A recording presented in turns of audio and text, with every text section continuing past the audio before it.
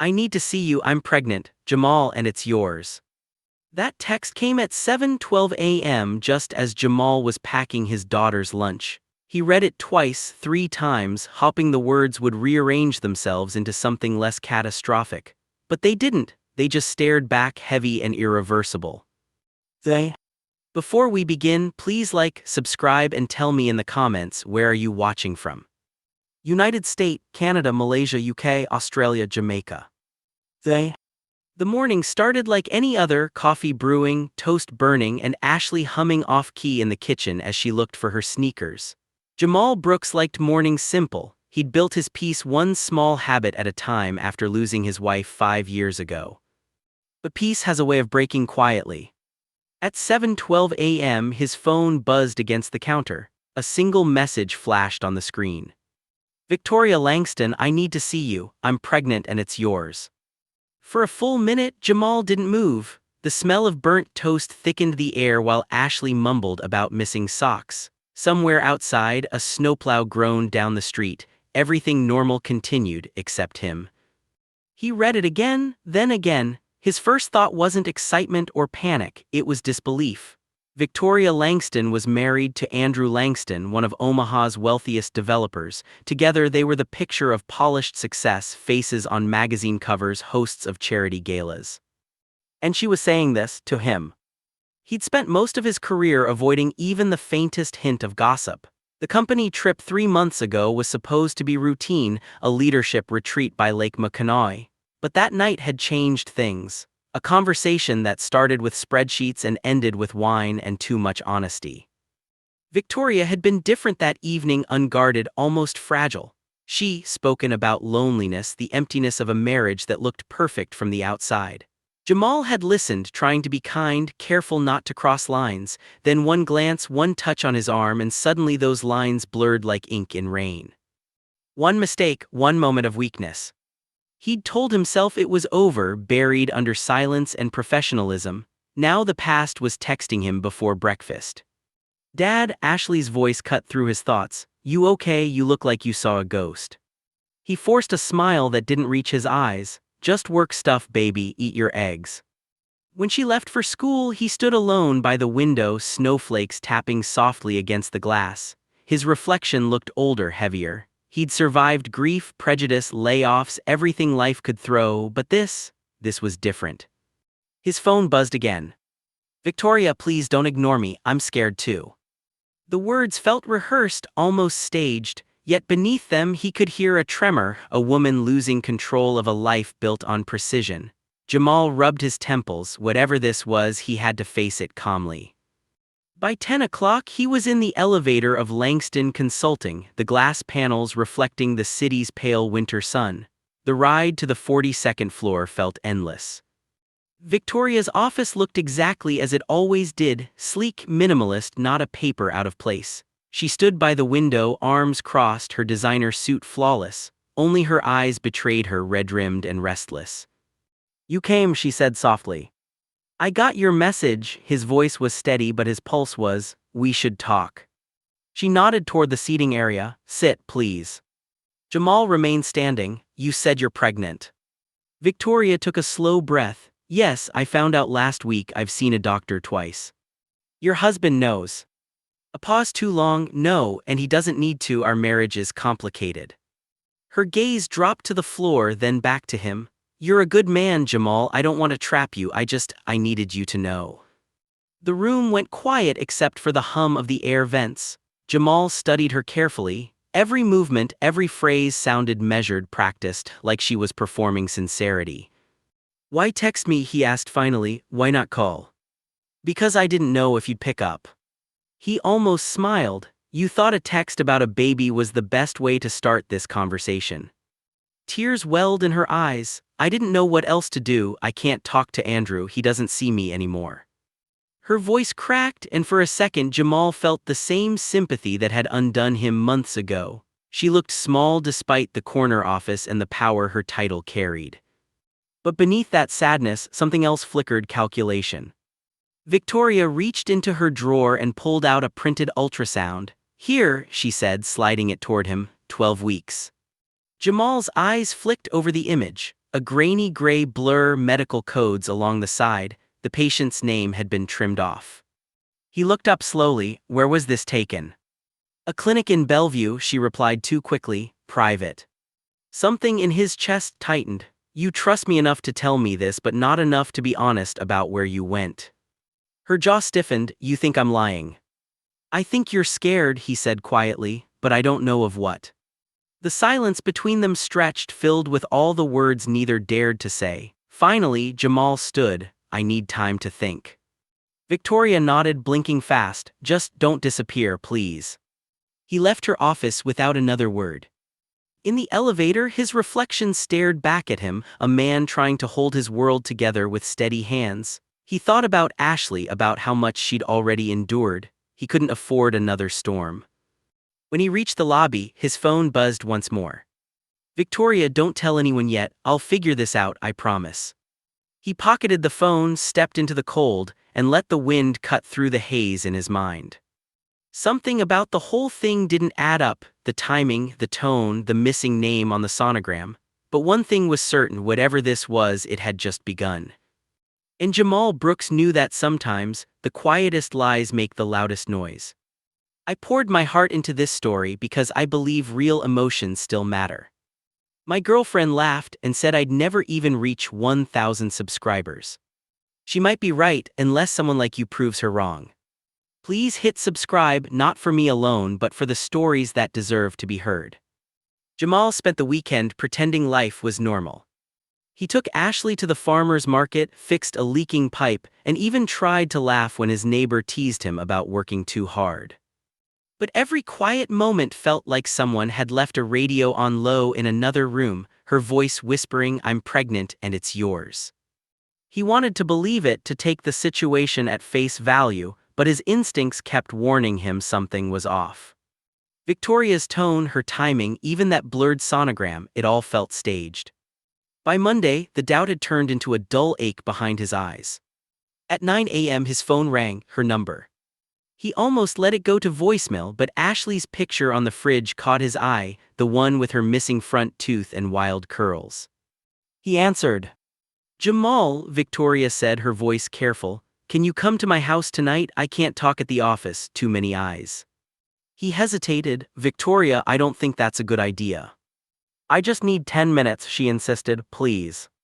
10 minutes, he told himself it would be closure, a conversation to clarify things once and for all. Her home sat on the west side of Omaha, long driveway, clean lines, glass and silence. When he pulled up, the lights glowed faintly through the snow-streaked windows. A car he didn't recognize, a sleek silver sedan, was parked out front. She opened the door before he could knock. Come in, she whispered, he just left. Hey. My husband, business dinner, she forced a laugh that sounded brittle, convenient, right? Inside smelled like citrus and stress. Jamal followed her to a sunken living room where a single candle burned on the coffee table beside a half-empty wineglass. She looked different, no tailored suit, no makeup armor, just a woman in a soft gray sweater, barefoot, exhausted.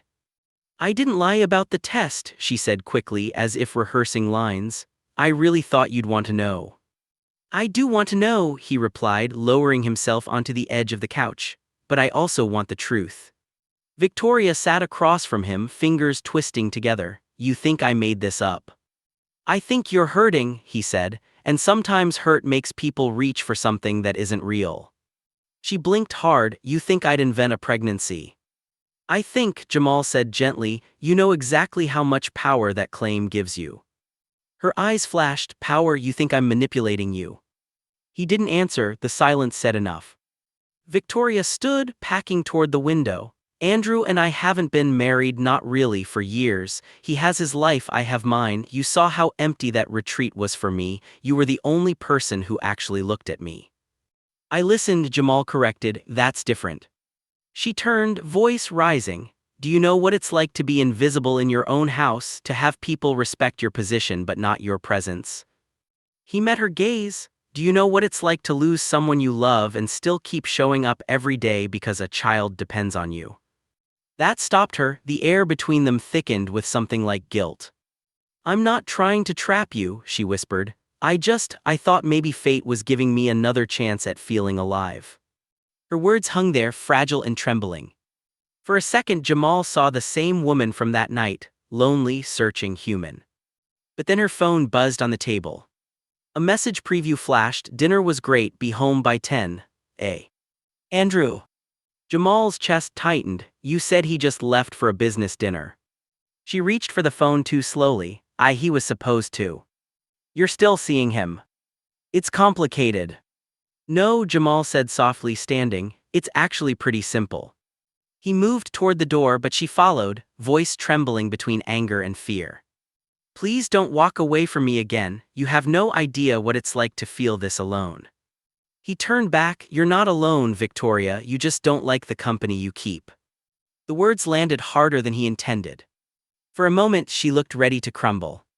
Then she straightened, shoulders snapping back into the CEO posture that could silence boardrooms. "If you walk out that door, I'll tell him everything," she said quietly. Jamal froze. "That I seduced you?" he asked. "That you cheated?" "That you're the father," she said, "whether you are or not." The room spun. "You'd lie about something like that." "I'd survive," she replied, tears streaking her face. "That's what I do." He stared at her, this woman who commanded hundreds of employees but couldn't control her own desperation. "I hope the truth means more to you someday than survival," he said and left.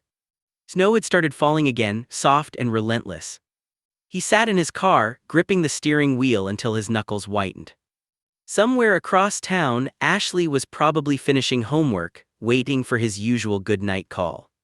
He dialed her number, forcing calm into his voice. "Hey, sweet girl."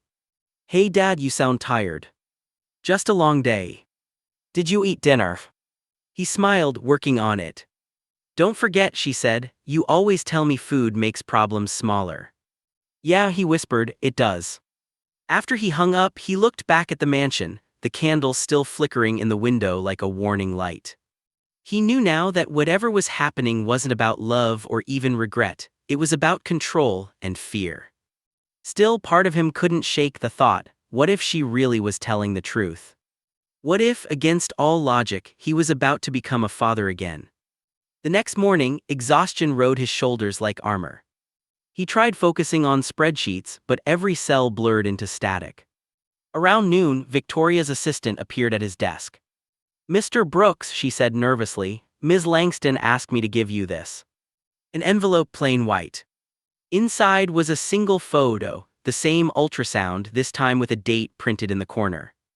But something caught his eye. The file number in the corner started with 2021, not 2024. 3 years old. His stomach dropped. That night, Jamal sat in his car outside the clinic listed on the printout. A faint blue glow illuminated the entrance, Bellevue Women's Health. He walked in, pretending to be a husband checking on an appointment. The receptionist typed, frowning, "No record for that name, sir. Are you sure you've got the right clinic?" He thanked her and stepped back into the cold. Snowflakes melted on his skin like tiny sparks of anger. He wasn't just suspicious anymore, he knew. Victoria Langston had lied. And whatever reason she had, it wasn't love. The next morning, Jamal woke with a weight pressing on his chest, the kind that no amount of deep breathing could shake off. The fake sonogram photo lay on his kitchen table like evidence from a crime scene. He stared at it half the night, tracing the corners where the date had been cropped, memorizing the number sequence that didn't belong to this year. Every part of him wanted to pretend it away, to bury it like the first mistake that started all this, but pretending was just another kind of lie. So he didn't. He opened his laptop, pulled up the company directory, and typed in the name of Victoria's assistant, Clara Hendricks. By noon, he'd asked her to meet for coffee, framing it as Project Follow-Up. Clara looked startled but said yes. They met at a small cafe near the river where no one from the office ever went. When she arrived, her eyes darted nervously, the way people look when they know they're doing something they shouldn't. "Mr. Brooks," she said, taking off her gloves, "you said this was about the client data migration." "It is," Jamal said softly, "and it is." Clara frowned. "I don't understand." He leaned forward, voice low. I'm going to ask a question that might make you uncomfortable, but I need you to tell me the truth. Has Mrs. Langston been acting different lately? Clara's hand froze around her coffee cup. Different how? Secretive, emotional, maybe hiding something from her husband or the company. Clara swallowed. I probably shouldn't say. I'm not asking you to betray anyone, he said. I'm asking you to help me understand what's really going on. After a long silence, Clara sighed. She's been unpredictable, calls at midnight, changes schedules without reason. I thought maybe it was her marriage, but last week she stopped biting her lip. Last week she what? She asked me to find an old ultrasound image from a medical research file. It was years old. She said it was for a presentation slide, but Clara's eyes lifted, guilt flickering there. It didn't feel like work. Jamal sat back, pulse steady but mind spinning. Thank you, Clara. What's this about? She whispered. He forced a small smile. Maybe nothing, maybe everything. That evening he drove home through soft falling snow. Ashley's light glowed in her bedroom window. She was probably doing homework, hair tied up, headphones in. For a brief second he thought about just walking inside, eating dinner and pretending life was simple again. But he couldn't, not anymore. When he unlocked the door, Ashley peeked over the stair railing. Hey Dad, you look like you've been thinking too hard. He chuckled tiredly. That obvious? Yeah, she said, bounding down the steps. Want me to heat up leftovers? He smiled. Sure, thanks, Ash. While she clattered in the kitchen, he sat at the table, head in his hands. He remembered what Clara had said, remembered Victoria's trembling performance, remembered how easy it had been to believe her once. Ashley set a plate of lasagna in front of him and studied his face. You know, she said quietly, Mom used to say your brain is like a hamster wheel, it spins even when the cage doors open. He laughed despite himself. That sounds like her. Ashley sat across from him. Who hurt you this time? He blinked. What makes you think someone hurt me? Because that's the face you make when you're trying not to be angry, she said matter-of-factly. Like when Grandpa forgot your birthday and you said it was fine but it was. He sighed, leaning back. You're too smart for your own good. I'm your kid, she said with a smirk. Comes with the territory. Later that night, after she'd gone to bed, Jamal opened his phone. Another text waited there. Victoria, I'm scared. I need to see you, please. He typed and deleted several replies before settling on one. Jamal, not tonight. I have my daughter. 3 dots appeared, disappeared, then reappeared. Victoria, she's lucky. Some people don't have anyone. He set the phone face down. The words weren't guilt, they were bait. 2 days passed without another message, but at work, the tension was thick enough to taste. Victoria avoided him in meetings, yet he could feel her presence like static whenever she entered the room. Her smile was too bright, her voice too controlled. By Friday, Clara approached him in the hallway. She's in a bad place, she whispered. I think she knows you found out. Jamal frowned. How?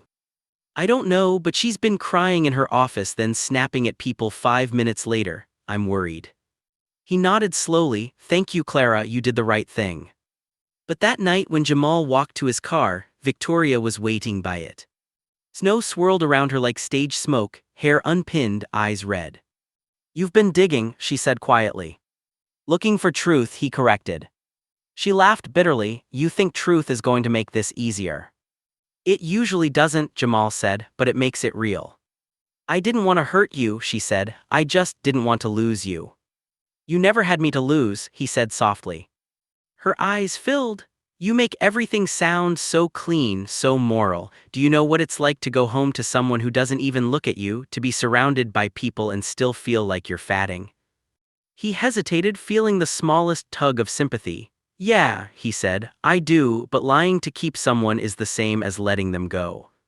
She shook her head. You don't understand. I thought maybe if you believed we had a baby you'd stay. Jamal exhaled, breath fogging in the cold. And when I found out the truth, I hoped you wouldn't. There it was, the confession, soft as snow but heavy as lead. He looked at her, at the woman who'd once seemed untouchable, now trembling in a parking lot trying to rebuild her life out of broken stories. I can't be part of your escape plan, Victoria, he said finally. You need help, real help. Don't walk away, she pleaded. Please, everyone walks away. He turned, voice quiet but steady. Sometimes that's the only way to stop being lost. When he got home, Ashley was asleep on the couch, math book open on her chest. He tucked a blanket over her and sat beside her for a long time, staring at the soft rise and fall of her breathing. She was his reason, the only constant in a world full of false starts. He couldn't afford to let anyone rewrite his life for their comfort. On the coffee table, his phone buzzed again, one final message from Victoria. You'll regret this, everyone leaves me and they all regret it. He turned the phone off. Maybe she was right, maybe he would regret it, but regret built on honesty was still cleaner than affection built on lies. Sometimes life breaks in quiet ways. Not with shouting or slammed doors, but with the whisper of a truth finally uncovered. And maybe that's why stories like Jamal's matter, because they remind us that kindness without boundaries becomes self-destruction and truth without courage changes nothing. If this part of Jamal's story made you pause, take a breath, or maybe rethink the people you trust, don't scroll away just yet. Subscribe to this channel, stay close, and see what happens when a calm man finally decides he's had enough. Snow still clung to the edges of Omaha, thin and gray, when Jamal decided it was time to stop surviving and start confronting. He'd spent a week avoiding Victoria's calls, a week pretending silence could settle chaos. But guilt and curiosity work like frost, they creep in through every crack. That Friday, he left the office later than usual. The parking deck was almost empty, a hollow echo of tires and wind. Victoria's car was still there. He didn't plan to go up, but some truths refused to stay buried. Her door was unlocked, that alone told him something was wrong. Inside, the office lights were dim. Victoria sat at her desk, staring at a blank computer screen. Her once precise bun had unraveled, strands of blonde hair falling across her face. You shouldn't be here, she murmured without looking up. Neither should you, Jamal replied. She laughed, a sharp sound that didn't reach her eyes. They're talking about me, you know, HR, the board, they think I'm losing it. Maybe you are, he said quietly. Her gaze snapped toward him, wet and furious. You think I'm a monster. I think you're afraid, he answered, afraid of being seen for what you really are, human. For a moment her expression softened, then she opened the top drawer of her desk and pulled out another folded photo, the same ultrasound. Why keep pretending, he asked. Because the lie felt safer than the truth, she said, voice breaking. The truth is I don't even know who I am without control. Andrew runs his empire, I run this company, but when everything's quiet I feel invisible. Jamal leaned against the glass wall. So you made up a baby. I made up hope, she whispered. Is that so different? He stared at her. Yes, hope heals people, lies break them. For a long while neither spoke. The city lights shimmered below them like distant fires. Finally she stood. You think walking away will fix anything, you think you'll forget. I don't want to forget, he said, I just want peace. Peace is boring, she muttered. You'll miss the chaos. He shook his head. No, I'll miss believing you were honest. That hit her like a slap. She turned toward the window, arms wrapped around herself. Andrew filed for divorce this morning, she said softly. Apparently he finally noticed the distance. I'm sorry, Jamal said, and he meant it even after everything. She looked back at him with a weary smile. You always are sorry for other people's choices. A sudden knock broke the silence. Clara stepped inside, startled to find them together. Ma'am, she said nervously, the board, requesting your statement about the audit issue. Victoria waved a hand. Tell them I'll send it tomorrow. Clara hesitated, eyes flicking to Jamal, then slipped out again. When the door clicked shut, Jamal said, She knows, doesn't she? Victoria sighed. Everyone knows something, no one knows everything. He took a slow breath. Then tell me everything right now. Her shoulders tensed. Why? So you can feel righteous. So I can stop guessing, he said, so I can finally put the truth somewhere it belongs. She closed her eyes. The truth is ugly. I've seen ugly, he replied. When she spoke again, her words came out in pieces. The photo wasn't mine. I took it from a research presentation file 3 years ago. I told myself it was harmless, but when you started asking questions, I panicked. I thought if I doubled down, maybe you'd stay. I didn't expect you to check." Jamal let the confession hang there. It wasn't anger he felt now, it was exhaustion. "You used to lie to build a cage," he said, "and you expected me to live inside it with you." Her eyes shimmered. "I didn't mean to hurt you." "But you did. I wanted someone to choose me for once." He exhaled slowly. "Then you should have let them see you, not your performance." She sank back into her chair, eyes hollow. "What are you going to do?" "Nothing," he said. "You already did enough. You could tell HR ruined me." "I don't need to," Jamal replied. "You're doing that yourself." Her lips trembled. "You really won't fight." "I don't fight people who are already falling." The words came out colder than he expected, but he didn't take them back. He turned to leave and her voice cracked behind him. "Jamal, please don't let this be how it ends." He stopped at the doorway. "It already ended months ago, we just hadn't admitted it." Outside, the wind knifed across the parking lot. His reflection stared back from his car window, tired eyes, clenched jaw, a man who finally understood that silence can be louder than shouting. He drove without music, without destination, letting the road unwind ahead of him. Halfway home, his phone buzzed once, a text from an unknown number. "I told him everything, he's gone, happy now." He didn't answer. That night Jamal couldn't sleep, the apartment was too still. He poured coffee at 2 a.m. and stood by the window watching snow drift under the streetlights. He thought about how easily compassion could turn into captivity, how sympathy could disguise surrender. He thought about Victoria, not the CEO, not the manipulator, but the lonely human being who'd built a palace of glass around her heart and then shattered it herself. He thought about forgiveness and how sometimes it meant letting go, not reaching back. 3 days later, he learned through whispered office gossip that Victoria had resigned. "Personal reasons," the memo said. Her husband filed for divorce, the papers served quietly but efficiently. No scandal, no headlines, just disappearance. When Jamal cleaned out his desk the following week, he found one last envelope waiting for him. No name, just his initials. Inside was a handwritten note. "Jamal, you were right about everything. Lies don't build homes, they build prisons. I'm sorry for asking you to live in mine. Thank you for seeing me even when I didn't deserve it." He folded the note, placed it in his briefcase, and walked out of Langston Consulting without looking back. Outside, Omaha's sky had cleared for the first time in weeks. The snow was melting, turning the streets slick and silver. He took a deep breath, the kind that tastes like cold metal and new beginnings. For the first time in months, he felt light, not happy exactly but free. At home, Ashley met him at the door. "You're early," she said, surprised. "Last day at the old job," he replied. She blinked. "What happened?" He smiled. "I finally remembered who I was working for." "Who?" she asked. He pointed at her. "Us." Ashley grinned, wrapping her arms around him. "Does this mean more pancakes on weekends?" "Absolutely," he said, laughing.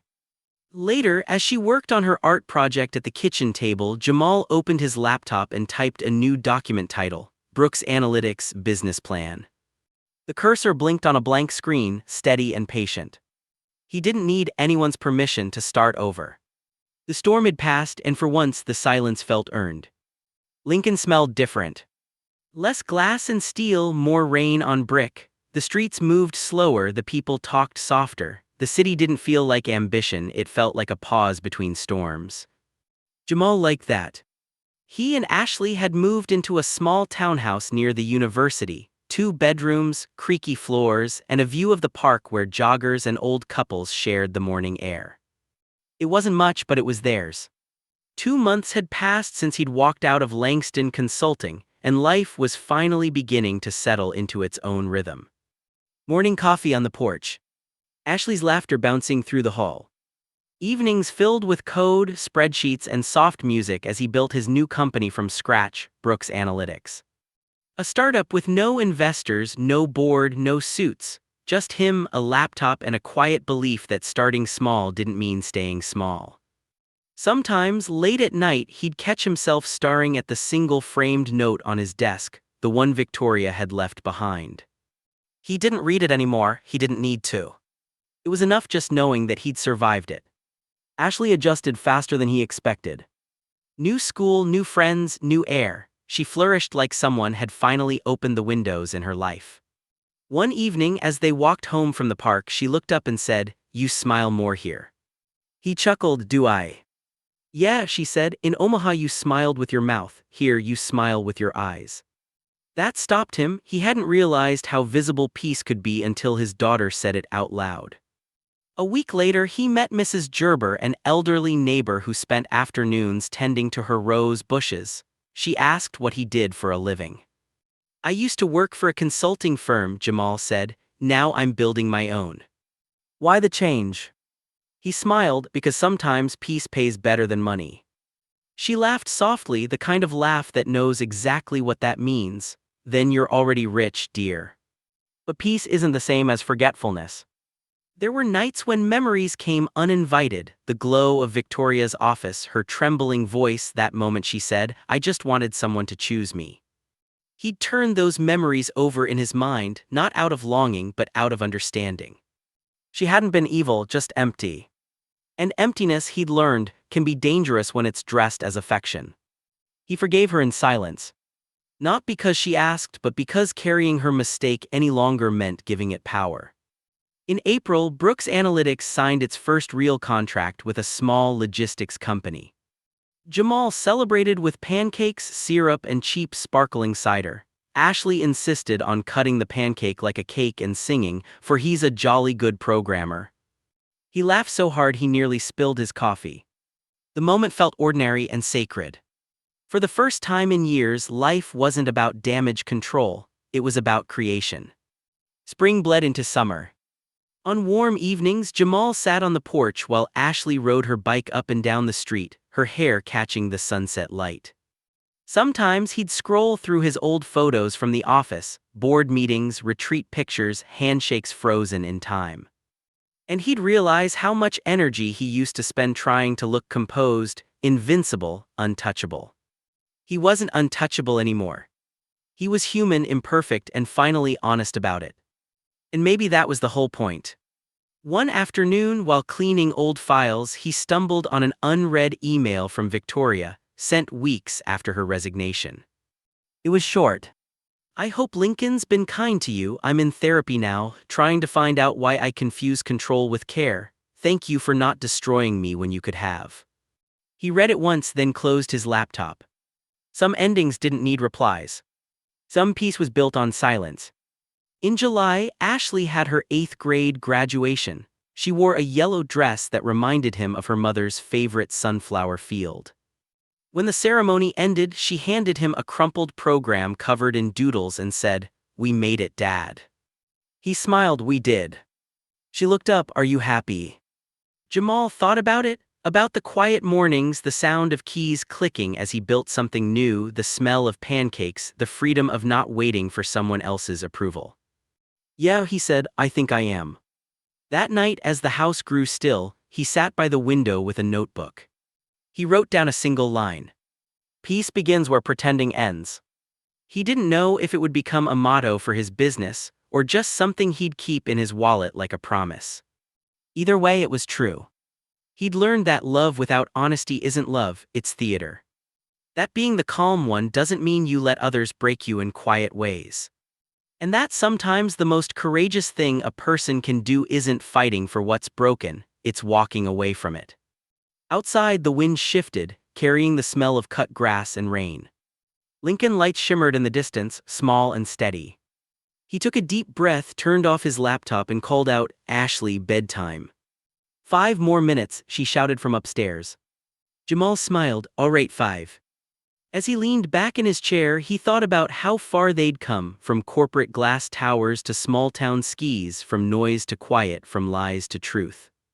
And somewhere between all those miles, he'd found himself again. Sometimes the people who seem strongest are just the ones too tired to break in public. Sometimes the lies we accept are quieter than the ones we tell. And sometimes the only way to find peace is to choose yourself, without apology, without audience. So if Jamal's story made you think of someone you once trusted too much, or a moment you stayed longer than you should have, don't just feel it. Learn from it. And if you believe stories like his deserve to be told, the quiet, painful humankind, then don't just scroll past. Like, comment, and subscribe to this channel. Because some stories don't end with fireworks, they end with truth and maybe a little bit of healing.